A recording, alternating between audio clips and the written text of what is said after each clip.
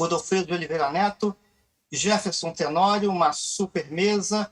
Vale dizer que essa mesa é gravada, é transmitida pelo canal do YouTube da FLI Araxá, e ela fica disponível depois também para quem quiser assistir, utilizar como material de pesquisa, trabalhar em sala de aula, isso é sempre muito positivo. Antes de começar, vamos falar a mini-bio 2, como é protocolar, a mini-bio dos participantes. Vou pegar aqui, aliás, gente, já começo fazendo propaganda dos dois grandes livros, né, duas grandes obras que a gente vai puxar como fio da discussão. Do Godofredo, aqui, o Marcelino, romance Marcelino, essa edição lindíssima da Iman, né, o romance foi relançado há pouco tempo. Do Jefferson Tenório, O Avesso da Pele, que é igualmente um livraço pela Companhia das Letras. Godofredo de Oliveira Neto nasceu em Blumenau, Santa Catarina, em 51. É mestre em Letras e Altos Estudos Internacionais pela Sorbonne e doutor em Letras pela UFRJ, onde é professor de literatura brasileira e membro de várias instituições literárias, também no Brasil. Seus romances Amores Exilados e Menino Oculto foram publicados na França com grande repercussão. Em sua obra destacam-se ainda O Bruxo do Contestado, Anda e a Margem do Rio, né, que foi publicado também na Bulgária, e A Ficcionista e O Grito. Bom, Godofredo também já tem uma longa estrada, né, foi subsecretário de Educação do Rio de Janeiro, né, a gente tem uma boa história junto também. Jefferson Tenório dispensaria apresentações também, esse grande autor, mas vamos lá.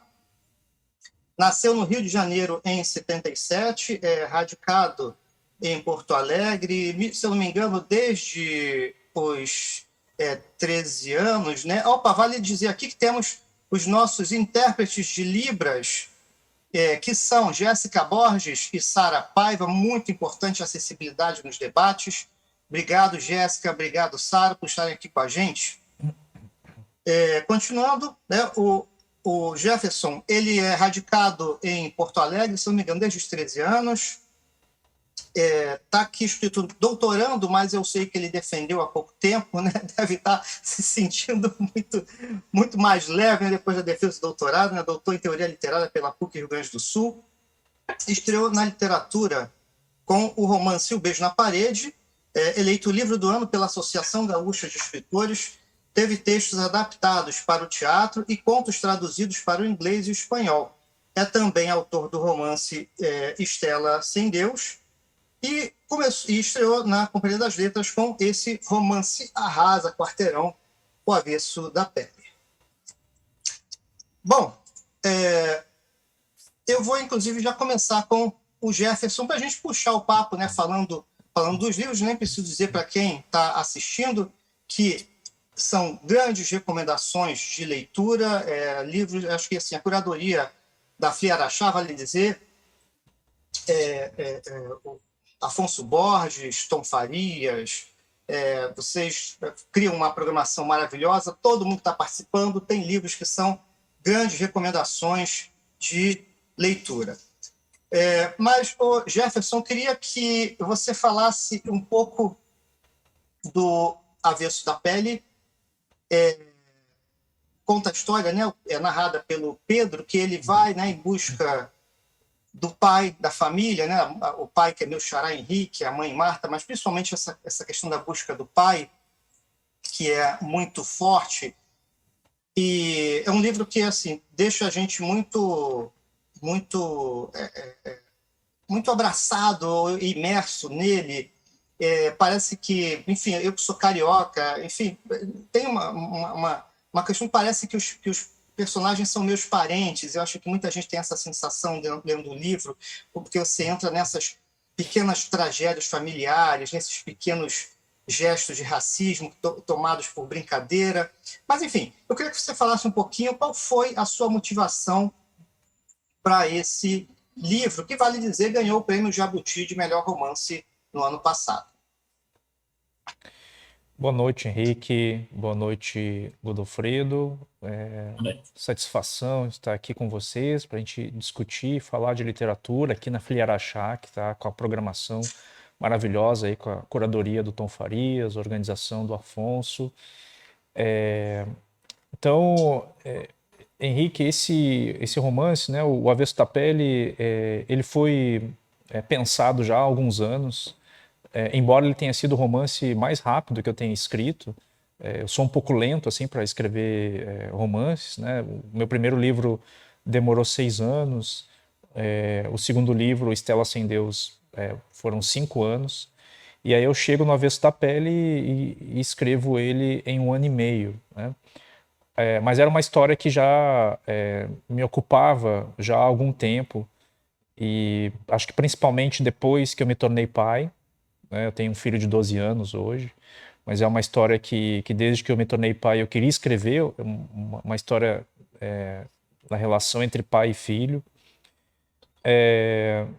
Depois eu comecei também no meu doutorado trabalhar com essa representação paterna nas literaturas luso-africanas, em que eu tentava provar, né, que há uma possibilidade de exercer uma outra paternidade, que não seja sempre essa paternidade trágica, né, que a literatura geralmente costuma representar.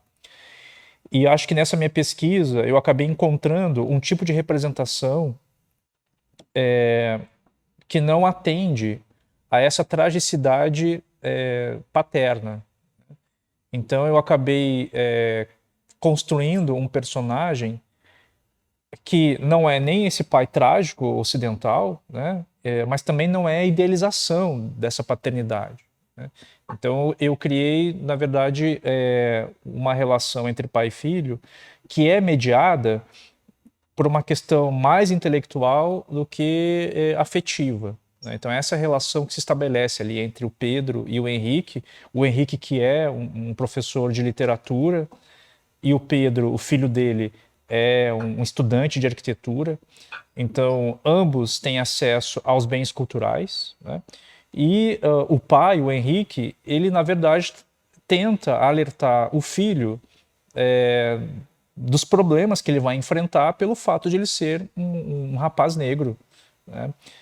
E dentro dessa tentativa, né, de dizer para ele desses perigos, entra aí justamente essa relação que passa mais pela intelectualidade, né? Ou seja, as referências que ele vai apresentando para o Pedro, e essa é a grande queixa, digamos assim, dessa relação do Pedro, né? Que ele busca um pai que seja mais próximo dele para falar de questões mais afetivas, e ele encontra, na verdade, um pai intelectual que tenta alertar ele dos perigos do mundo, indicando livros, né? Então foi mais ou menos por aí, Henrique, que eu construí o Avesso da Pele, né?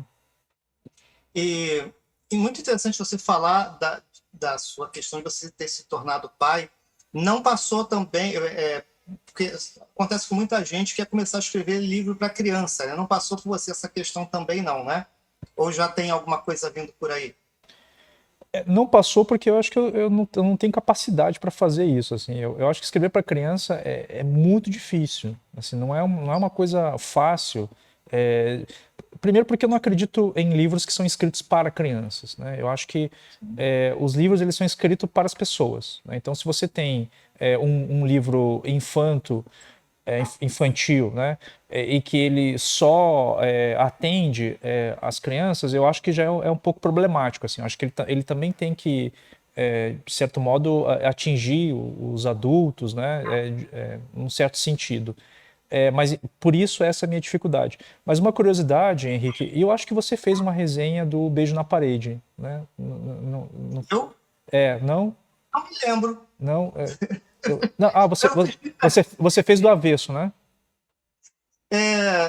Também não me lembro, acho que não. Não? Mas eu mandei uma pergunta para você outro dia no Publish News. Eu escrevo pro Então Publish foi News. isso, foi isso.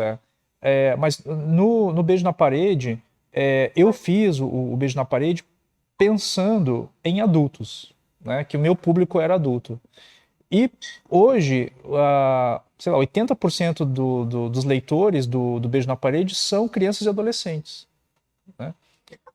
Então eu tenho ali professores do 7º ano, do 8º ano, que fazem a leitura do Beijo na Parede, mas quando eu estava escrevendo, eu não tinha esse leitor em mente, né?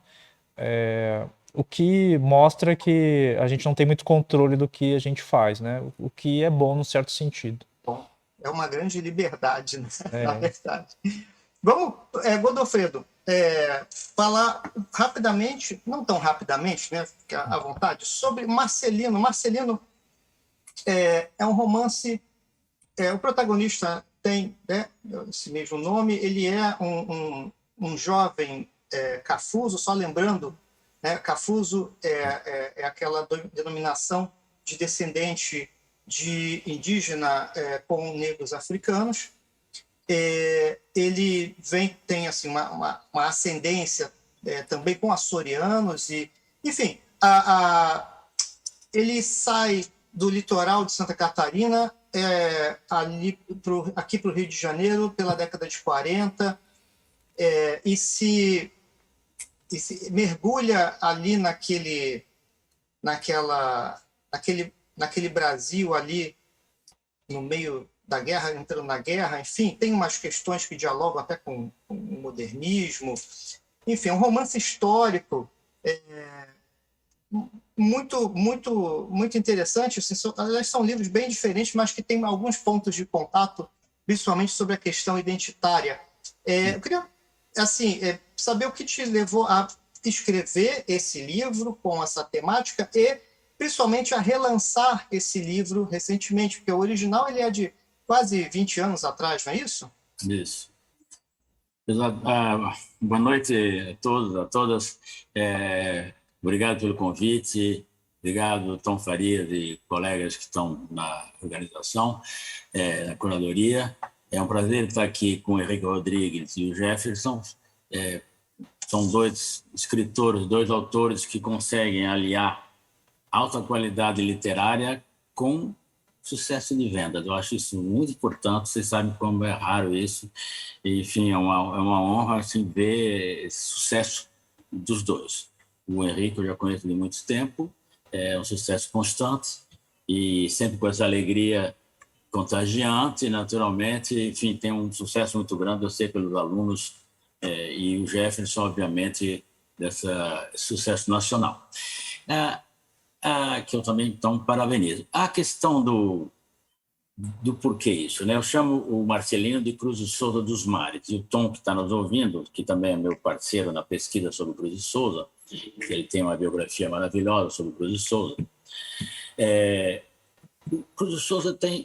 Eu sou de Santa Catarina, e é um estado complicado, nesse particular, todo mundo conhece, não vou fazer aqui uma análise da questão identitária catarinense, mas vou chegar perto. Eu conheci, aos 15 anos, o texto do Cruz de Souza, um texto dele, que eu entendo que é o texto mais forte, com mais vigor de toda a história da literatura brasileira até hoje, contra o racismo e contra, particularmente, a escravidão. O texto se chama Consciência Tranquila. Você lendo esse texto, não há como não chorar, tem uma ironia do grande patrão, dono de escravos, de escravizados, que está morrendo, e aí é uma ironia, não, mas pode ficar tranquilo, você matou com as pernas daquela, ela merecia, cortou a cabeça do outro, merecia, enfim, é uma coisa, é o texto mais violento contra a escravidão, eu não conheço outro. E eu li isso lá na adolescência, e aí eu mergulhei no estudo do Cruz de Souza. O Cruz de Souza sempre me fascinou, por várias razões, também não vou me estender, inclusive assim, familiares, mas bom. E aí eu resolvi, porque acho que há uma coisa a ser conhecida no estado de Santa Catarina, que é um estado que tem uma porcentagem menor de população negra, de afrodescendentes, mas que tem o Cruz de Souza como um grande herói, um herói estadual. No centro de Florianópolis, você tem lá a foto grande do museu, que se chama Museu Cruz de Souza, na praça central da cidade. E o Marcelino, ele é filho de uma indígena, de uma região que tem ali perto de Florianópolis, né, no Vale do Itajaí, e de pai negro. Eu também me dei conta que, assim como o movimento negro está no desenvolvimento, que eu aplaudo vivamente, né, que a literatura indo ao encontro da nação, acho extremamente importante, fundamental. Faço isso também, inclusive, nos meus cursos de literatura, curso só sobre literatura afro-brasileira. E vejo que também a civilização, a cultura indígena brasileira, fundamental para a fixação das bases, também é extremamente estudada. Ainda bem, também na literatura. E o Cafuzo, essa mistura, né, de mestiçagem entre negro e indígena, é uma população que tem poucos defensores. Deu uma ideia aqui rápida.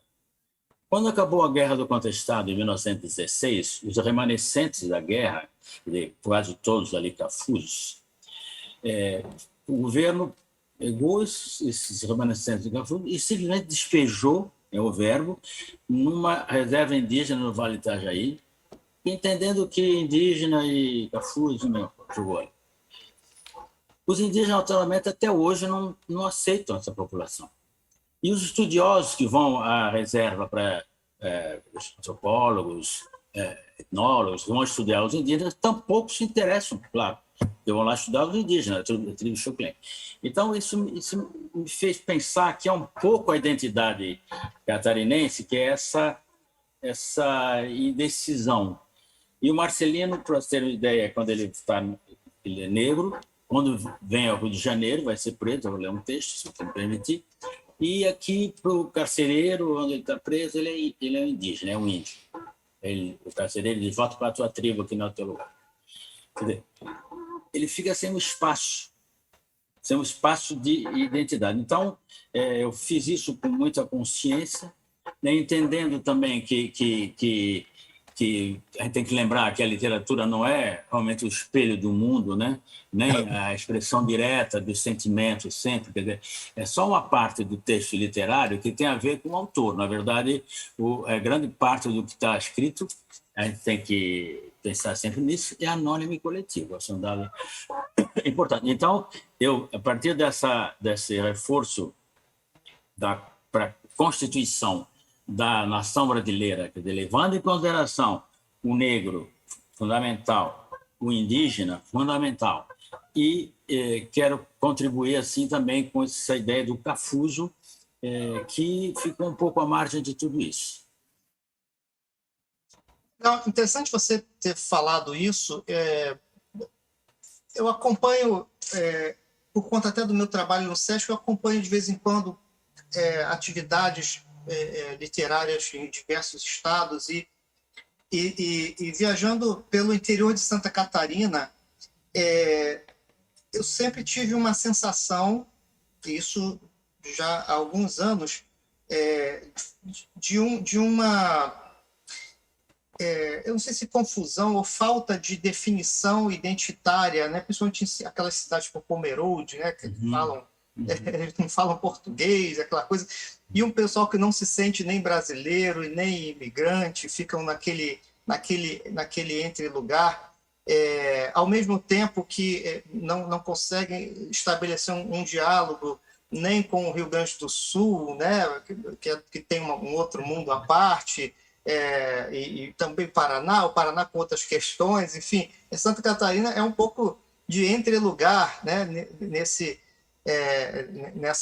desenho brasileiro. Tanto é que hoje um dos estados, quando a gente fala de... Enfim, tem os problemas... Não vou nem entrar na seara política aqui, mas é um estado que tem muitas questões. Mas, assim, eu queria... Você falou que gostaria de ler um trechinho, e engraçado que eu parei, assim, uma hora eu até sublinhei aqui o personagem Marcelino é um personagem muito rico. O Marcelino renderia, aliás, uma série, eu não sei, já pensando em série Netflix, aí esse pessoal poderia pegar e fazer uma série histórica Tem maravilhosa. razão dessa visão, Henrique, porque Aham. para o brasileiro, para brasileiros e brasileiros em geral, quer dizer, quando saem do Brasil, e isso é interessante a gente notar, quer dizer, não são as influências, por exemplo, alemã, italiana, libanesa, russa, que você tem no Brasil, o açoriano, quer dizer, que é o caso, de quando vai para o exterior, você não vai falar de culinária, por exemplo, que eu adoro, mas do chucrute, que já tem lá, já é na Alemanha, já é na Itália, já tem a polenta na Itália, tem na Espanha os espanhóis, quer dizer, a paella espanhola. Então, qual é a marca que realmente do Brasil é a marca que vem da África? Esse elemento africano que marca, eu já presenciei isso várias vezes, quando pedem para que se faça uma manifestação cultural brasileira, ou dança, ou culinária, só resta a afro-brasileira. Isso então é uma questão um pouco nacional da questão da identidade, né? E em Santa Catarina isso está potencializado. Agora, em compensação, você vê essas contradições sempre. O Cruz de Souza, como eu disse há pouco, está lá, né? E a Anita Garibaldi representando a mulher brasileira, que também é ali de Santa Catarina, né? Dado assim, bastante forte. Não sei se não me lembro se você perguntou, mas acho que tem essa característica do Estado. E tem isso mesmo. É uma busca. E Santa Catarina é dividida em 3 espaços: o litoral, que é açoriano, absolutamente açoriano, que é onde mora Marcelino, o litoral todo, que vai de São Francisco do Sul a Laguna, então parecido. Aí, depois você tem o interior, que é ali indo para o interior, mas ainda não subindo a montanha. Interior, que é italiano, alemão, que é a zona mais rica, tendo indústria, etc., entre Joinville, Blumenau, Jaraguá do Sul, etc. Aí você sobe a serra, é uma terceira, já é o grande latifúndio, as grandes indústrias de alimentação, tipo Sadia, Perdigão, Seara, etc. É outra questão lá, então, do cavalo, do chimarrão, etc., que você não tem nas duas outras. Então, Santa Catarina busca essa identidade, mas eu acho que o Marcelino sabe disso e ele vai resolver. Porque ele, na verdade, não tem como ficar... Ele vai ser seduzido por uma espiã polonesa que o acha lindo, maravilhoso, etc. Ele vai ser desvirginado mas ele vive em harmonia com a natureza. Ele vive só, como pescador, ele vive com 3 animais, os pássaros, e com quem ele está muito bem, está tudo bem. E ele tem um amigo, que é o amigo negro, Tião, que vai ser fundamental para a história. Ele que vai, digamos, conscientizá-lo da questão da etnia. Quer dizer, ele, então, se vê negro, porque indígena ele já é visto, enfim, mas também ele faz essas 2 composições. E aí se choca com essa civilização europeia que o seduz e que vai tentar usá-lo como um instrumento do Brasil para ajudar que o Brasil entre na guerra ao lado dos aliados, que vem ao Rio de Janeiro para praticar um atentado. Tudo sei que ele saiba exatamente, que ele não tem noção disso tudo, né? Então, acho que é um herói, entendeu? O herói Cafuso, ele vai conseguir, vai ser difícil. Se me permitir, eu leio só esse finalzinho aqui, instante que eu separei. Vamos, você antecipou uma coisa que eu ia pedir mais para frente. Não, mas pode ler agora, que a gente não tem uma ordem. Vamos seguir. Porque agora você falou, tanto que eu fiquei com vontade de ouvir você lendo. Vamos lá. Depois eu não sei se o Jefferson está com o livro à mão. Também, de repente, a gente pede para não. Então, vou fazer o seguinte: eu leio daqui. Então, já que já trocaram o nosso nome no início, eu vou ler um trechinho depois do seu livro, porque é importante que a galera que está assistindo, que não teve contato com os livros, acho que é importante, né, ter essa amostra do texto, que é, afinal, né, o bacana do nosso encontro aqui. Vamos lá, lê aí, então. O Marcelino está preso, né, na época de Getúlio. Eu talvez não chamaria romance histórico, eu chamo, graças à definição de um colega, de romance de extração histórica, que é um fato histórico, vai entrar no enredo, né? Ele está preso, né? Um representante do Getúlio Vargas vai soltá-lo, porque a coisa vai esquentar. Ele entra. Havia, além do pescador Nego Forrense, nome da praia onde mora Nego Forrense, Santa Catarina, 6 detidos no espaço minúsculo, 5 negros e um branco. Cometeram crimes variados, alguns muito graves, explicou o carcereiro. Marcelino não mexeu os olhos. Fixava um canto da parede, como absorto, nos planos azulados da enseada de praia do Nego Forro. Pode sair, cacique, você está livre, deixou claro com um vozeirão o agente carcerário. Só nesse momento Marcelino girou a cabeça, arrancado de si mesmo. Os olhos despendiam fachos de dor e de amargura. Tinha o cabelo curto, rente, estava nitidamente mais magro, a tez morena descorada e macilenta. Um traço enegrecido circulava-lhe os olhos. Sem uma palavra, passou pelo policial, que ainda lhe disse: pode voltar para a tua tribo de índio, meu filho. Aqui é o Rio de Janeiro, não é cidade para os teus beijos. Só para mostrar que aqui no Rio de Janeiro, veja, o carcereiro negro diz: aqui não é, você é índio, volta para a tua tribo, vai embora daqui.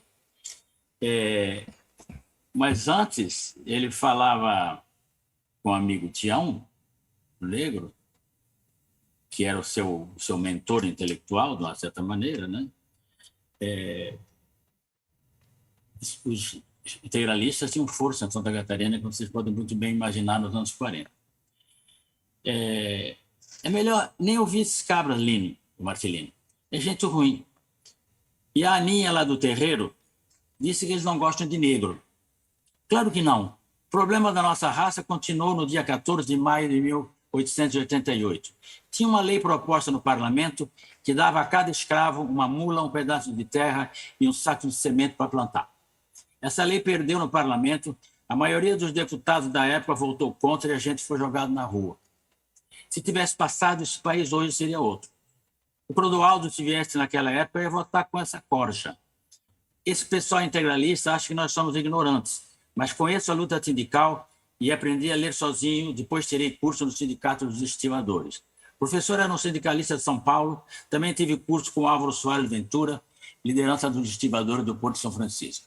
Foi ele que me falou da lei que dava um pedaço de terra para nós no dia da libertação dos escravos. Quer dizer, então, tem essa consciência de que aquilo foi apenas um passo dado, que foi a abolição da escravatura, primeiro passo, e que andou pouco. Esse aqui é o grande problema. Quer dizer, desde 1888, o Brasil já foi o último país da América a promover a libertação dos escravizados, e a gente sabe como patina na sociedade brasileira esse espaço para os negros.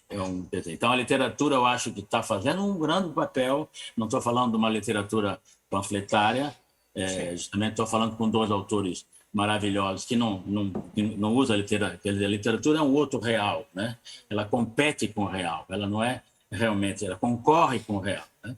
Mas então, através da qualidade literária, tanto Jefferson Tenório como Henrique Rodrigues fazem uma literatura que inevitavelmente conscientiza o leitor, e isso sim e faz com que a gente avance bastante. Quer dizer,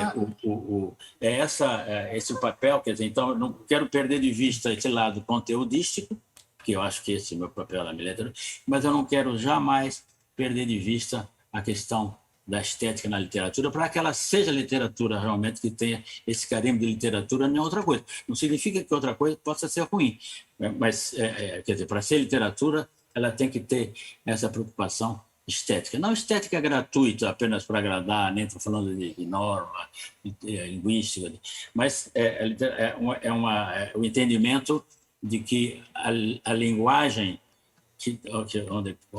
como ela vai ser vazada, já existia antes dela ser escrita. Então, a relação dela à literatura vai ser com a linguagem que já existia antes. Então, ela vai dar uma nova roupagem, né, para esse esforço que eu chamo, então, da literariedade. Maravilha. Você falou a questão, isso renderia, aliás, um outro debate, né?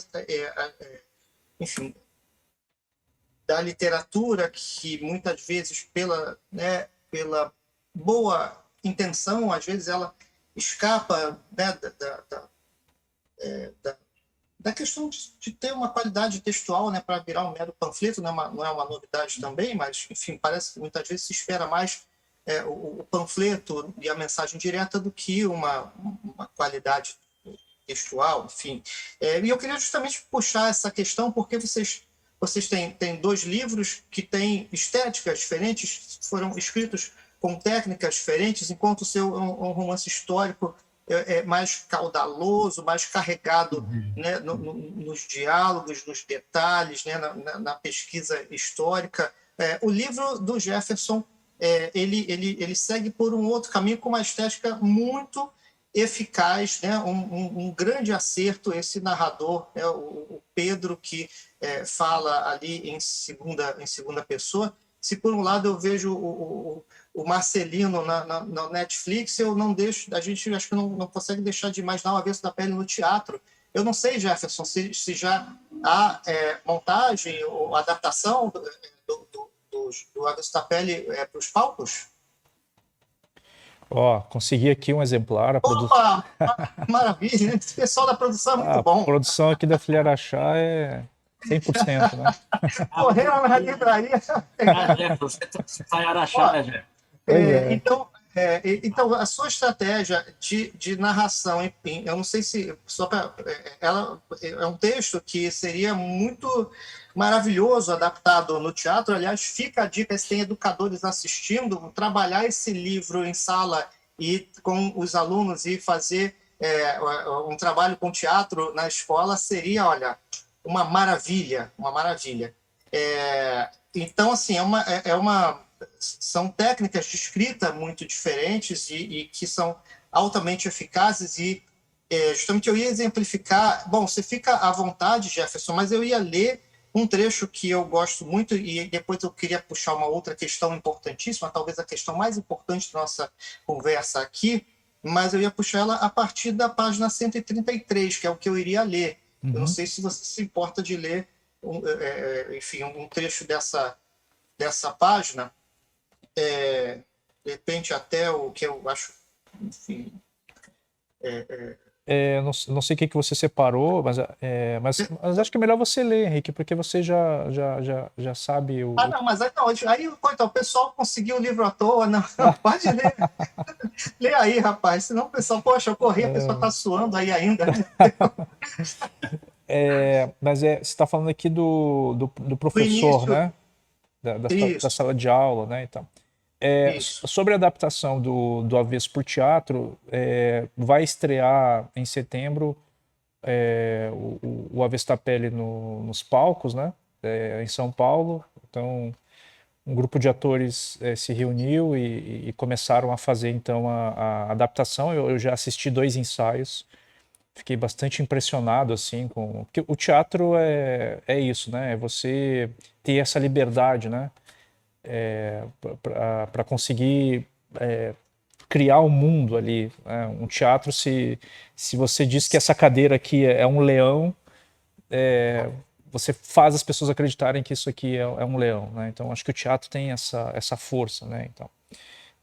e o Avesso também vai ganhar adaptação cinematográfica, né, no próximo ano. Devem começar as filmagens, então vai ganhar aí outros formatos também, né? Isso é muito legal.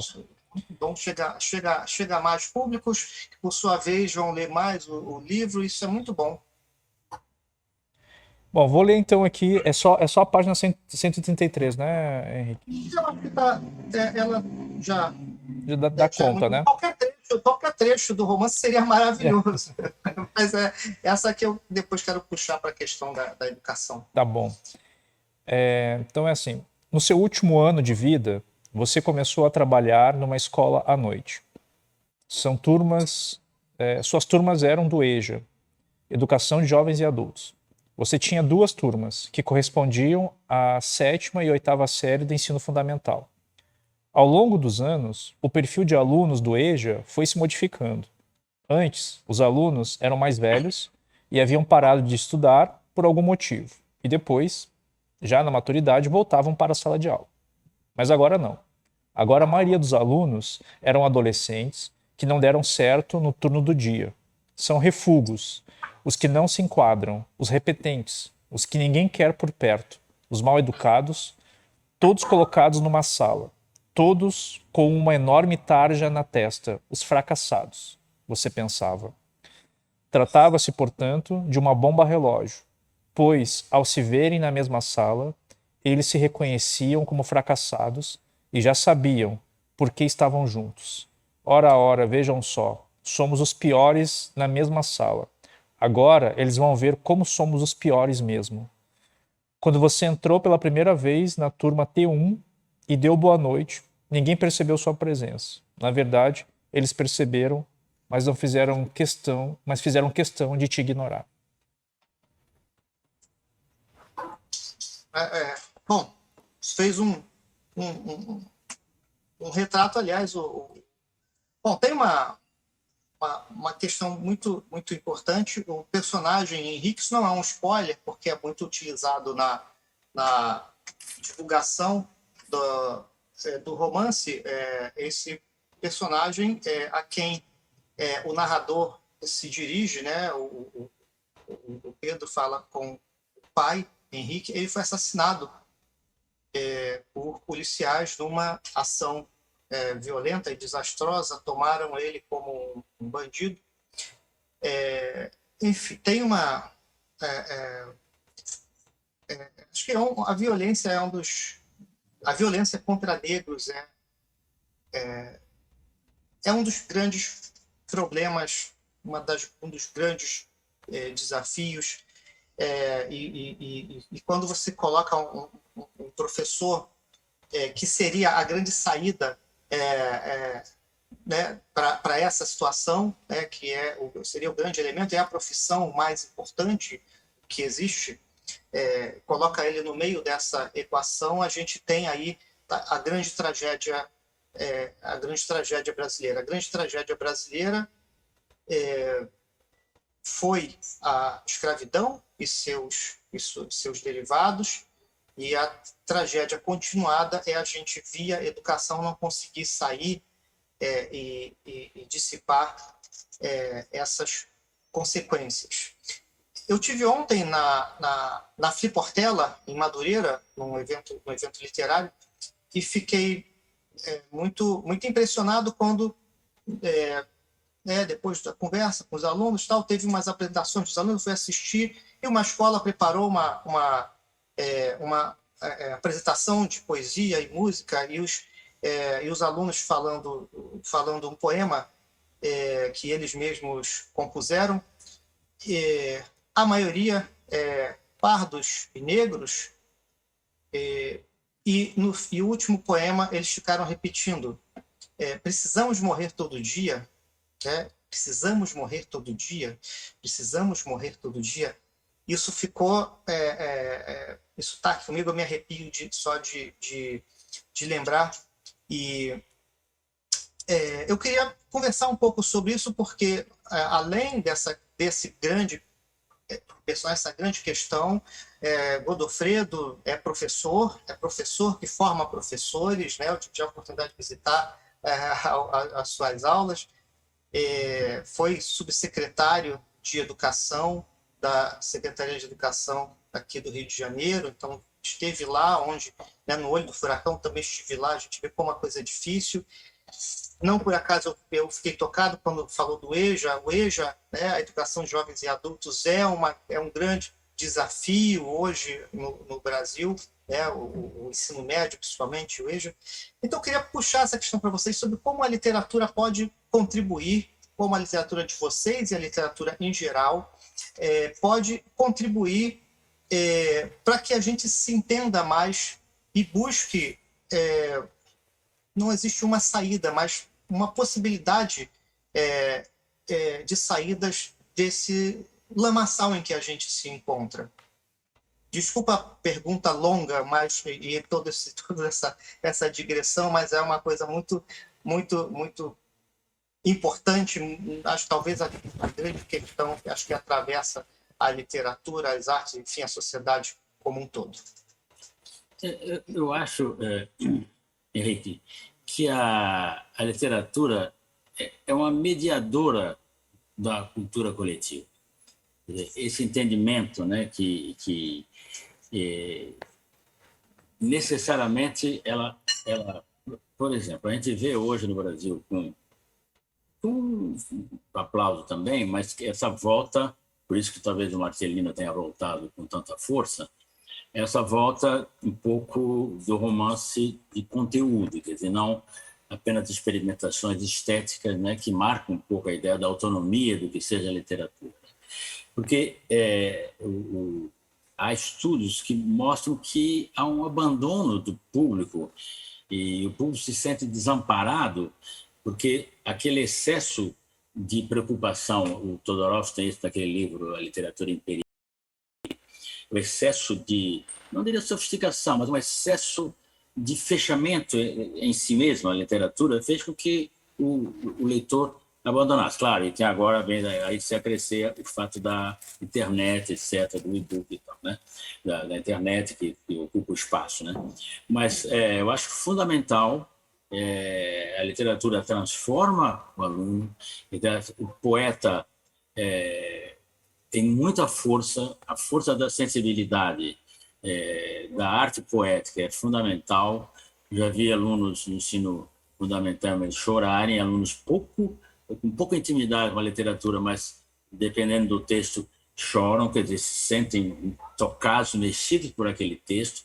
Então, se além dessa qualidade, então, do texto, não estou falando de poesia simples, de mexendo com o coração, mas estou vendo coisas dramáticas, como justamente a questão da comunidade do Rio de Janeiro, quer dizer, poemas escritos sobre isso, sobre a violência policial, etc. E daí você tem poemas ali dentro sobre isso, não tem como ficar diferente. Então, a literatura, ela é transformadora, ela concorre com esse real, ela se permite falar desse real de um outro aspecto, criar um outro mundo, e o leitor fica, obviamente, mexido com isso. Não sei se você lembra, você não pegou esse mais novo, na época das antologias, na minha época, no colégio, tem antologia. E foi muito criticado pelos autores, foi muito criticado pelas editoras, porque aí o aluno, ninguém mais comprava livro, e os autores diziam que o texto estava amputado, porque tudo isso é verdade. Mas você fala aquele para gostar de ler, você está falando? Tinha coletânea, assim, recebia, ali tinha poema de vários autores, trechos de vários escritores canônicos brasileiros, tudo ali. Uhum. Mas aquilo, naturalmente, era um entrave para a venda do livro. E aí acabou, suprimiram isso, não tem mais. Eu acho que devia voltar, sinceramente. Quer dizer, voltar isso na escola. E a informação que você deu me permite também te dizer uma coisa, e para todos. O Estado do Rio, não sei como é que ainda está assim, a prova para ser professor do ensino médio, na prova não havia uma questão sequer de literatura. Não estou nem falando de literatura quando nasceu, o autor morreu, etc. Nada. Zero. Eu vi essa prova. Quer dizer, deve ser o único caso no mundo, em que o aluno pode oficialmente sair da escola sem nunca ter ouvido falar em Machado de Assis. Vai depender do professor. Claro que estou exagerando o Machado, mas nem o Machado mesmo. Quer dizer, se ninguém fala, na casa dele também não fala, quer dizer, a escola não fala. Então, é uma coisa absurda. Quer dizer, essa literatura mexe com o emocional, desculpa o clichê, mas ela transforma mentes. A literatura transforma a mente do aluno. Eles estão absolutamente abertos para isso. Quer dizer, o problema dos professores, se eu falo na universidade, eu acho que a universidade está falhando, às vezes, nessa formação de professores, não que os professores não queiram, mas está uma roda, né? E o aluno também não gosta, e não lê, enfim. Mas a formação do professor de literatura, quer dizer, que virou uma coisa assim muito... uma coisa chata, não sei o que. Claro, se ficar falando de Nascimento, características, disso aqui, das escolas literárias, eu acho que é uma chatice. Mas você tem que entrar no tema. Claro, você pegar um texto do Machado de Assis, mas falar sobre, por exemplo, o divórcio do Capitu, se a traição, que aluno não vai ficar envolvido com esse tema da traição. Todos.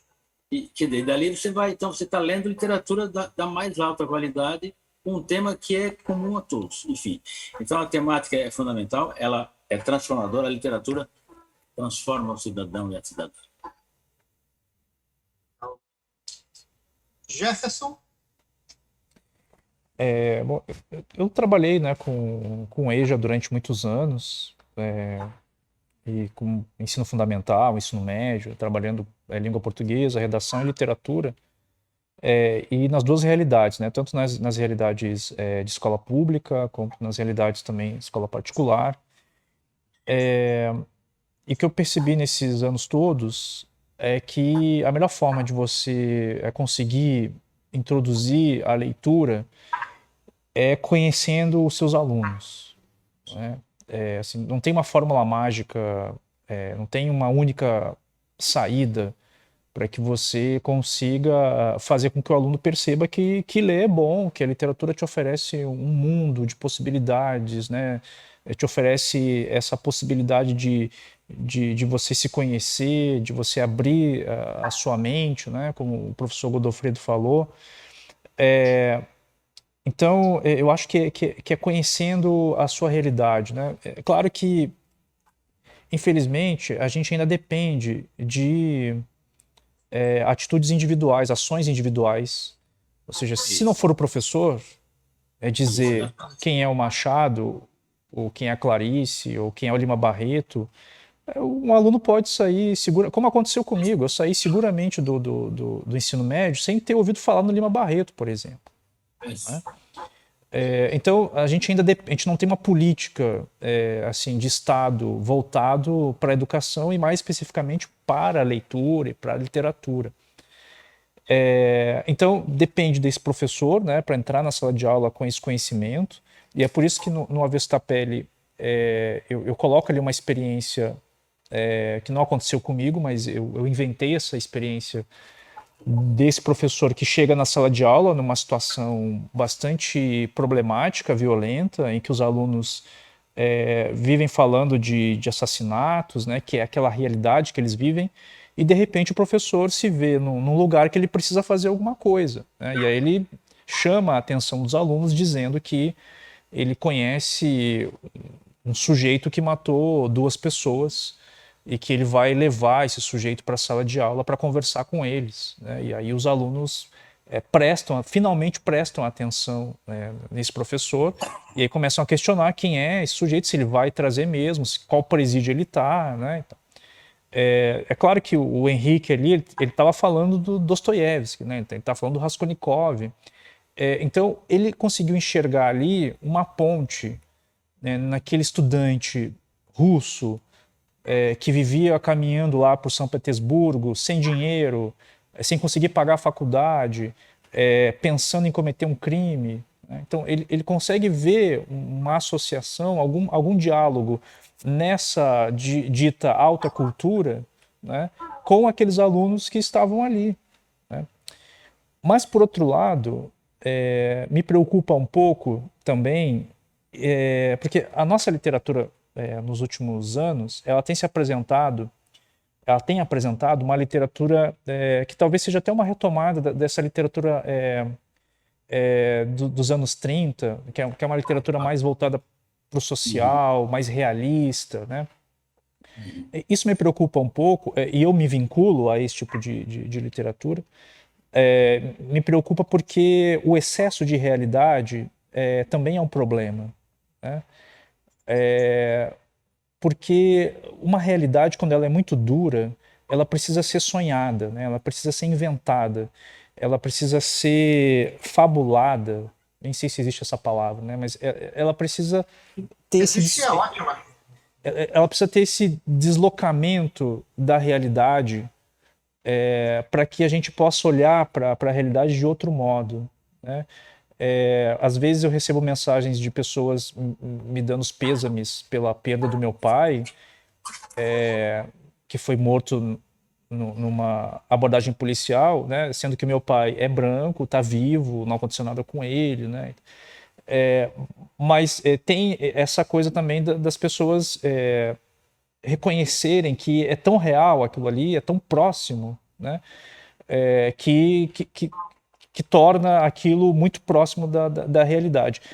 Isso é uma questão, né? Então, eu acho que, do jeito que nós estamos indo, a gente precisa também, né, de uma literatura que se aproxime de algo mais da ordem do fantástico, da ordem da especulação, da ordem daquilo que se descola dessa realidade que é tão dura. E eu estou dizendo isso porque, às vezes, a gente vai... aí eu estou falando como professor, né?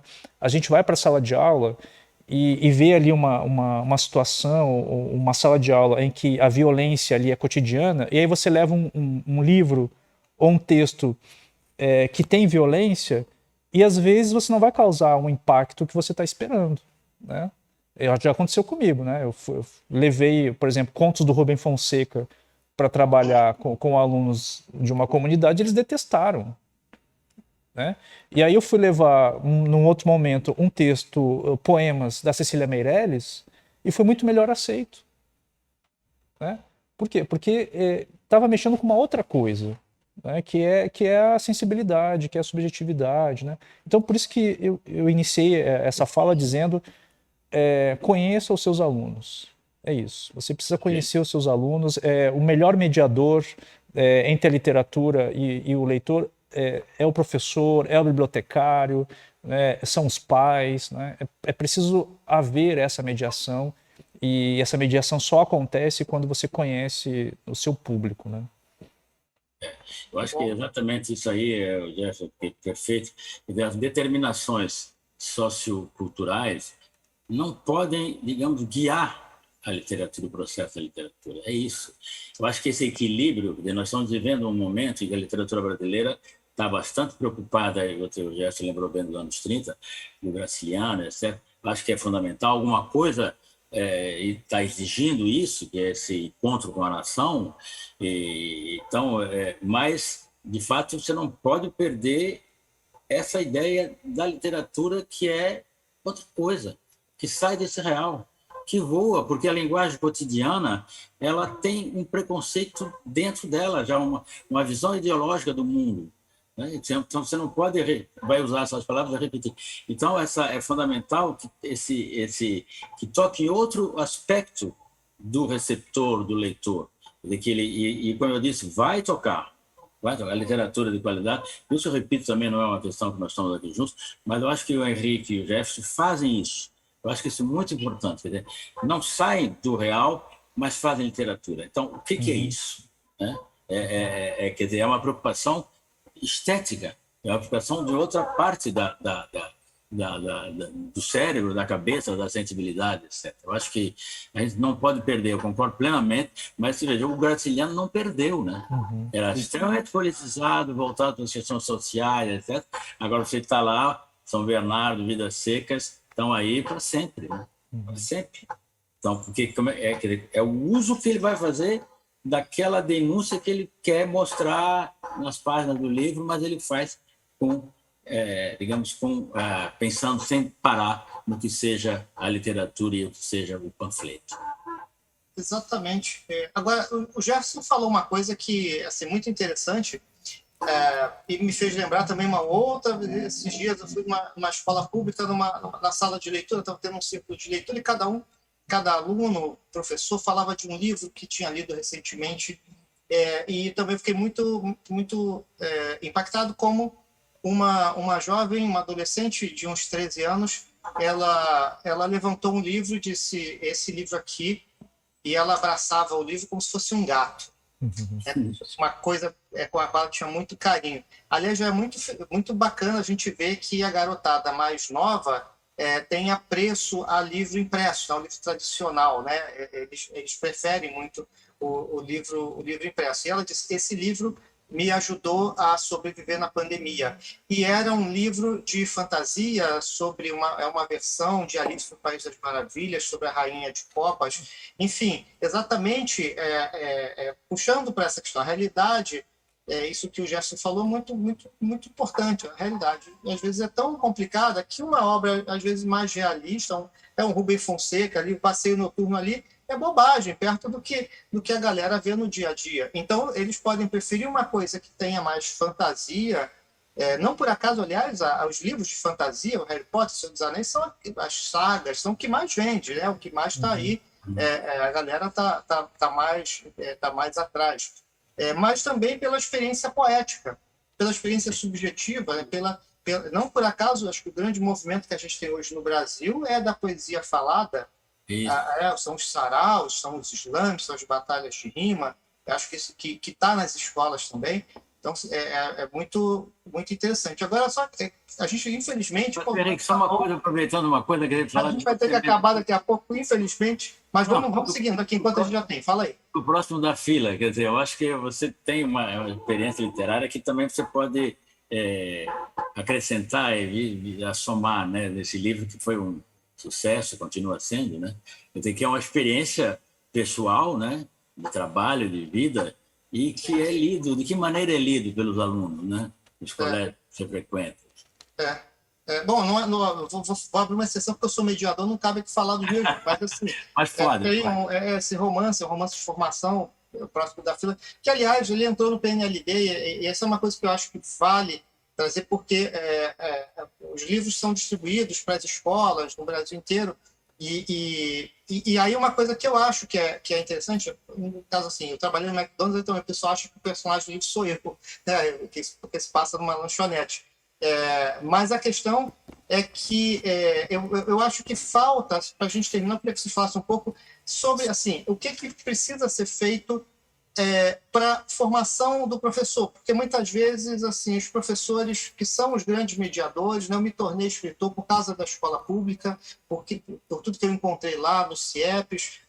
Então, esses professores são agentes de mudança radical na vida desses alunos. Eu queria que vocês dissessem o que pode contribuir para que esses professores possam ajudar, né, esse tempo de formação de leitor está um pouco caindo no clichê, mas enfim, que a gente tenha mais leitores, mais interessados por literatura, que a gente sabe que a consequência disso é muito boa para a sociedade como um todo. Então, como essa situação pode melhorar a partir dessa formação dos professores, principalmente das redes públicas?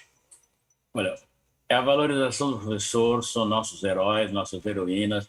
Eu acho que a gente tem que dar todo apoio político e de onde a gente puder, é fundamental. Eu conheço a luta deles também, não é fácil, é difícil, é um trabalho insano, chegam extenuados, preparam aula, corrigem aula, mantêm a disciplina, bastante. Eu acho que essa é a figura central da transformação da sociedade, quer dizer, é a figura do aluno. Eu acho que a universidade forma esses alunos, tudo bem que haja erro aqui e lá, mas ela forma esses alunos. Então, são essa correia de transmissão, você está dizendo, são esses professores que vão mudar a nação. A educação é a educação que vai mudar o país.